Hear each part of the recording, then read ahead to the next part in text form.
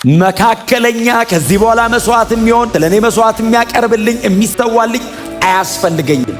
እኔና እግዚአብሔር ቀጥታ መገናኘት ችለናል።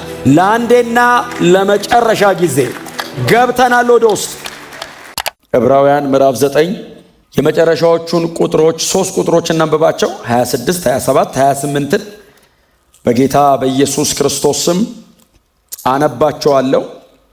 እንዲህ ቢሆን ኖሮ ዓለም ከተፈጠረ ጀምሮ ክርስቶስ ብዙ ጊዜ መከራን መቀበል ባስፈለገው ነበር።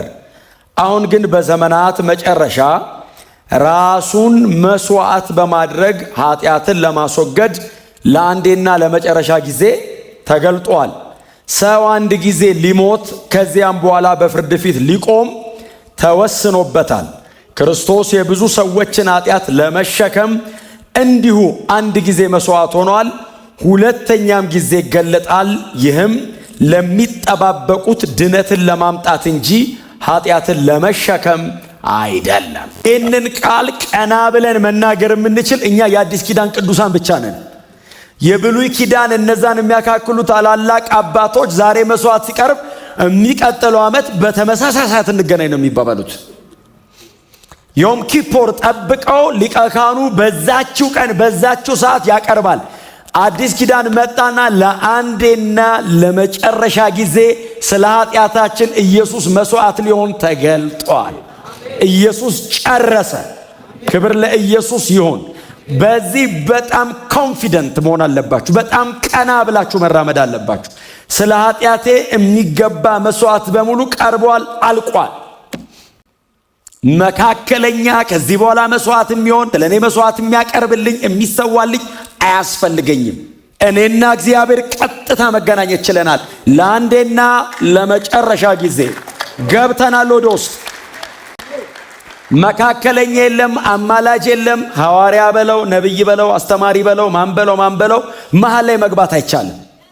ኢየሱስ በእኔና በእግዚአብሔር መካከል ለአንዴና ለመጨረሻ ጊዜ መስዋዕት ሆኖ ጨርሶታል። በሩ ክፍቱን አይደለም ተነቅሎ ነው የወደቀው። ከዚህ በኋላ ለመዝጋት በሩ ራሱ የለም። አትታገል፣ ተሰብሯል በሩ። እስቲ አሜን በሏ። በቃ ኢየሱስ ለአንዴና ለመጨረሻ ጊዜ። ምን አይነት ጸሐፊ ነው! እንዴት አይነት አስደናቂ ጸሐፊ ነው! ክብር ለኢየሱስ ይሁን። እግዚአብሔር ለዘላለም ይባርከው። የዕብራውያን ደብዳቤ ጸሐፊ እግዚአብሔር ይባርከው። ክብር ለእግዚአብሔር ለአምላካችን ይሁን። ከዛ ቁጥር 27 ምንድን ነው የሚለው? ቁጥር 27 ሰው አንድ ጊዜ ሊሞት ከዚያም በኋላ በፍርድ ፊት ሊቆም። ሞት አክሲደንት አይደለም። ኢትስ ኤ ዲቫይን አፖይንትመንት። ሞት ድንገት እንዳይመስል። ሞት በመለኮት ተወስኗል። ኦልሬዲ አንድ ተወስኖበታል። ሰው አንድ ጊዜ ሊሞት ቀጥሎ ምንድን ነው የሚለው? አንድ ጊዜ ሊሞት ከዚያም በኋላ በፍርድ ፊት ሊቆም ተወስኗል። ወሳኙ ሰው አይደለም። ወሳኝ አካል አለ። ሰው አንድ ጊዜ ሊሞት ከዛ በኋላ በፍርድ ፊት ሊቆም እግዚአብሔር ወስኗል። መሞት አጋጣሚ እንዳይመስልህ፣ ድንገት እንዳይመስልህ ኢትስ ኤ ዲቫይን ፕሮግራም። መለኮት ኦልሬዲ ወስኗል ሰው ላይ። ሰው ይሞታል። ዘላለም የምትኖሩ እየመሰላችሁ እንደፈለጋችሁ የምትኖሩ ሰዎች ሟች ነን። ሊሞት እግዚአብሔር ወስኖበታል። ብዙ ጊዜ ይባላል ሰው የመሞቻ ቀኑን አያውቅም።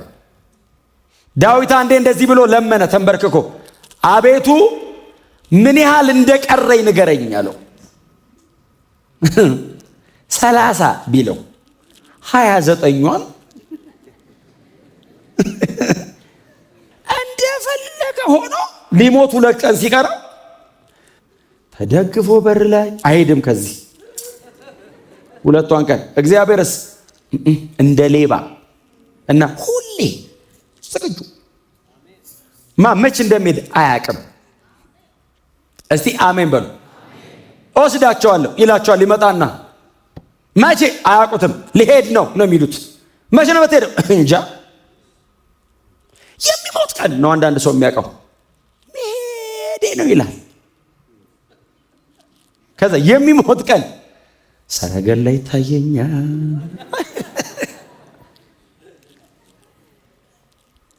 ሰው ሊሞት ከዛ በኋላ በፍርድ ፊት ሊቆም ተወስኗል። you have to be serious። መሬት ላይ በምትኖሩት ኑሮ ከሞት በኋላ የምትቆምበት ቦታ አለ።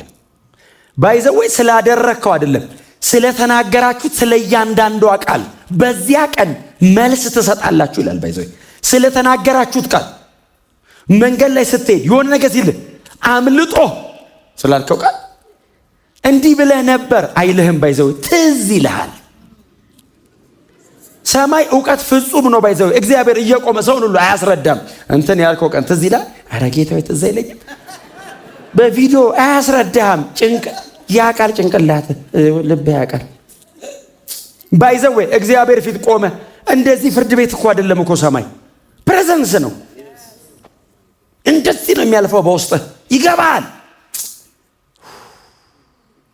መልስ የለህም። ባይዘው ማረኝ ብቻ ነው የምትለው። ምን መልስ ትሰጣለህ? ስለተሰራ ኃጢአት ሰው ምን መልስ ይሰጣል? አቤቱ በቅድስናው ፊት ቆመ ለዛውም። ስለዚህ መጽሐፉ እኮ እያለን ያለው ምንድን ነው? በጥንቃቄ ኑር ነው። ከመሞት በፊት ኑር። ከሞትክ በኋላ ስለ ኖርከው ነው የምትጠየቀው እንጂ ድጋሚ አትኖርም። ከመሞታችሁ በፊት ኑሩ እኮ ነው አለ የመጽሐፉ ትምህርት። ሰው አንዴ ነው የሚሞተው። ቀጥሎስ በፍርድ ፊት ይቆማል ነው። አሁን የሞት ፍርሃት የለብንም እኛ እንደ ክርስቲያን። ኦልሬዲ ጌታ ኢየሱስ ክርስቶስ በመስቀል ላይ በሰራው ሥራ የሞት ኃይል ተሰብሯል። ነገ የምፈራው ነገር አይደለም። እንደዛ እንዳልፈራ ያደረገኝ የክርስቶስ የመስቀል ሥራ ቢሆንም ስለተሰራው ሥራ ግን ኮንፊደንትሊ እኔ የምኖረው ኑሮ አለ። ኢየሱስ መስቀል ላይ ሰርቶ ጨርሶልኛል ተብሎ እንደተፈለገ የሚኖርበት አይደለም ክርስትና። ይሄው መጽሐፍ እኮ ሲናገር ኢየሱስንና እኛን በንጽጽር ነው ያስቀመጠን። እኛ አንድ ጊዜ ልንሞት፣ ቀጥሎ በፍርድ ፊት ልንቀርብ ግድ ነው፣ ተወስኗል። ኢየሱስ ስለ ኃጢአት መስዋዕት ሆኖ ቀረበ፣ አንድ ጊዜ ሞተ ነው። ሁለተኛ ጊዜ ለሚጠብቁት በክብር ይገለጣል ነው። ኦልሬዲ ኢየሱስ ሰው ሆኖ መሬት ላይ መጥቶ ሞትን ቀመሰ። ድጋሚ ይመጣል። ለማን ነው የሚመጣው? ለሚጠባበቁት። እነማን ናቸው የሚጠባበቁት? ክርስቲያን ቅዱሳን፣ መሄዱን አይተው መመለሱን ተስፋ የሚያደርጉ። ስትጠብቅ አኗኗርህ ያስታውቃል።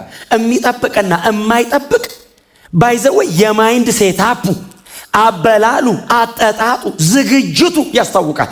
ምንም ብታቀርብለት እየጠበቀ ያለ ሰው ጥሎ ለመሄድ ዝግጁ ነው። እስቲ አሜን በሏ። ኢንጌጅ ያረግም መሬት ላይ በደረሰበት ሁሉ አይጋባም። ተዘጋጅቶ ነው የሚጠብቀው። ላቅርብልህ ስትለው እስኪመጣ ነው ይልሃል። እንትን ትፈልጋለህ፣ እስኪመጣ ዝግጁ ነው።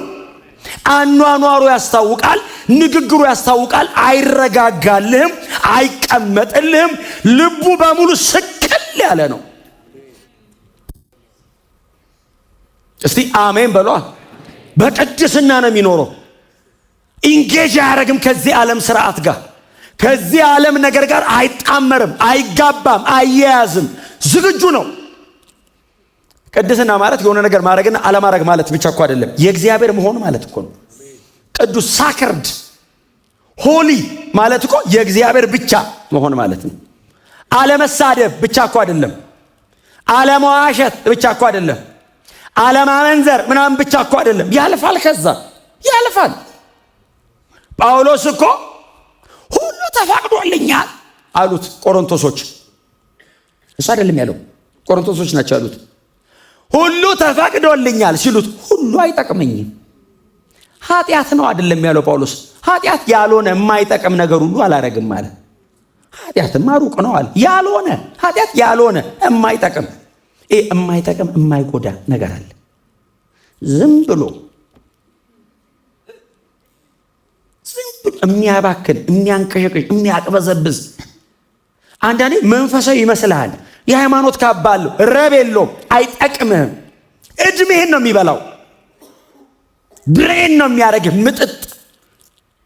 ከዛ አልፎስ ሲን ኃጢአት ሁሌ ነው የምናገረው እኔ። ኃጢአትን የመጀመሪያ ቀን መዝናኛ ነው፣ የሁለተኛ ቀን ልማድ ነው፣ የሶስተኛ ቀን ባህሪ ነው። ማንነት ይሆናል። ኮንሱም ያደርጋል፣ ይገላል። ከመሞት በፊት አኗኗርን ማስተካከል አለብን። አቋምን ማስተካከል አለብን። በጣም በትትና ጎናቸው ያሉ ቅድስና እንዴት ነው በሉት እስቲ። ለምን መሰላችሁ? ታሪክ ይሄ ከላይ በስስ የሆነ ነገር አለው። ሶሊድ የሆነ ህይወት ያስፈልገናል። የሚነካ የሚዳሰስ ከንግግር የዘለለ ወክ የሚደረግ ህይወት ያስፈልጋል። እስቲ አሜን በሏ። ከሞተ በኋላ ፍርድ ፊት ነው የሚቀርበው። ጀጅ እግዚአብሔር ጻድቅ ፈራጅ ሆኖ ያቀርበዋል። ለተቀበለው ህይወት የሚገባ አይነት የህይወት ምላሽ እየሰጠ የኖረውና እንደ ልቡ የሆነ የኖረው ሰው እኩል በእግዚአብሔር ፊት ይመጣሉ። ለመዳን የሚሆነውን ነገር አግኝተናል። እኔ አሁን እየነገርኳቸው አለ። ሰማይ ከገባም በኋላ ጥያቄ አለ በእግዚአብሔር ፊት። ጌታ ኢየሱስ ክርስቶስ ተመልሶ ይመጣል። ህይወታችሁን ጠብቁ። ካገኛችሁት ነገር ሁሉ ጋር አትያያዙ። ለጌታ ኑሩ። ለጌታ እንኑር። እርሱን የሚያከብር ህይወት እንኑር። መጠበቅ እሱ ነው። ተለይ ካለ መለየት ነው። ተው ካለ መተው ነው። አቁም ካለ ማቆም ነው። እንደ አማይ ልንደክም እንችል። ኦፍ ኮርስ ማንም ሰው ሊደክም ይችላል። ግን ክርስቲያን ከሆነ ብድግ ይላል። ብድግ ይላል። ቶሎ ይመለሳል። ልማድ፣ ባህሪ፣ የህይወት አቋም ግን አያረግ። በደንብ ባይዘው ይገባበታል። ይሄ ሰውዬ በደንብ ነው የሚገባበት። ጌታ ኢየሱስ ክርስቶስ ተመልሶ የሚመጣው እንደገና ኃጢአትን ሊሸከም አይደለም ማለት፣ ለኃጢአት የሚሆን መስዋዕት ሊያቀርብ አይደለም። እና አንተ ስትጠብቅ የሚመለስበትን የሚገለጥበትን ጊዜ ስትጠባበቅ ለኃጢአት የቀረበ የቀደመውን መስዋዕት አክብረ ልትጠባበቁ ይገባል። ድጋሚ የሚመጣው ለኃጢአት መስዋዕት ሊሆን ኃጢአትን ሊሸከም አይደለም። ዋንስ ኢየሱስ አንዴ ተቀብሎታል። ድጋሚ የሚመጣው በጣም በተስፋ ኢገርሊ አይደለም የሚለው ቃሉ፣ በጣም በጉጉት የሚጠባበቁ በመጠበቅ በጣም መጽሐፍ ቅዱሳችን ላይ የምናውቀው ሰው አባታችን አብርሃም ማይ ፌቨራይት ፐርሰን በእውነት ኦልድ ቴስታመንት ላይ በመጠበቅ እግዚአብሔር የመሰረታትን ከሰማይ የምትወርደውን ከተማ ይጠባበቅ ነበረና ይላል። ያ አጠባበቁ የማይንድ ሴታፑን ቀይሮታል። እግዚአብሔር ርስት አድርጎ በሰጠው አገር እንደ መጻተኛ እንዲኖር አደረገው። ምኑ? አጠባበቅ። የሚጠብቅ ሰው ያስታውቃል። ሌላውስ እንደፈለገ ነው የሚኖረው። እንደፈለገ አስፍቶ ረግጦ ተኝቶ መስርቶ ይኖራል። አብርሃም በድንኳን ለምን? እየጠበቀ ነው። በገዛ ምድሩ ነው እየጠበቀ ተዘጋጅቶ የሚኖረው። በተስፋ በጉጉት ለሚጠባበቁት ኢየሱስ ዳግመኛ ይመጣል። ለሁሉም አይመጣም። በጉጉት ለሚጠባበቁት መጠበቅ ባይዘወይ እጠብቅሃለሁ በሚል ቃል አይደለም የሚገለጠው። መጠበቅ በህይወት ነው የሚገለጠው። እንደምትጠብቀው የሚያይ ሰው ባይዘው ያውቃል። የሚያይ ሰው ያውቃል። በጣም ወደ ታች ስራ አሰድም የአይን አምሮት አይደለም ይላል። የአይን አምሮት ከዛስ የሥጋ ምኞትና ስለ ገንዘብ መመካት ይልና የዓለም ፍቅር ያለው የክርስቶስ ፍቅር የለውም ይላል። የእግዚአብሔር ፍቅር በውስጡ የለም ይላል። ቸርች ውስጥ ላሉ ሰዎች የተጻፈ መልእክት ነው። ባይዘወይ ቤተ ክርስቲያን ውስጥ ላሉ እዛ ደጅ ላለ ሰው አይደለም የተጻፈው። ቸርች ውስጥ ሆኖ የአይን አምሮት፣ የሥጋ ምኞት፣ ስለ ገንዘብ መመካት ፕራውድ የሚያደርጋለ ስለ ገንዘብ በሀብትም ይመካ ጌታን ዞር አድርጎ ቸርች ውስጥ በሀብቱ ትከሻውን ለማሳይ ይሄ ቸርች ነው። ክርስቶስ በደም ያስገባል። እንደዚህ አይነት ፍቅር ያለው ሰው የእግዚአብሔር ፍቅር ውስጥ የለም ይላል።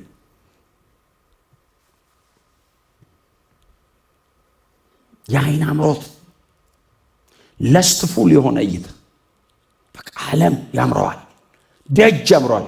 ወንጌል አይታየውም፣ አይፈልግም። ክርስቶስ ስትለው ይደበዝዝበታል። ሌላ ነገር ጳውሎስ የገላትያ ቅዱሳን አግሬሲቭሊ ጳውሎስን እንዲቆጣ ያደረገው ምንድነው? ማን ነው አዚም ያደረገባችኋል? ምን ነው አሉት። ድሮ እኮ ክርስቶስ እንደተሰቀለ ሆኖ ተስሎ ነበር፣ አሁን ተጋረደ። አዚም ነው ይሄ ያለ አዚም። ከኢየሱስ ውጪ ሌላ ነገር ለማየት ሲሞክሩ ኢየሱስ ተጋረደ።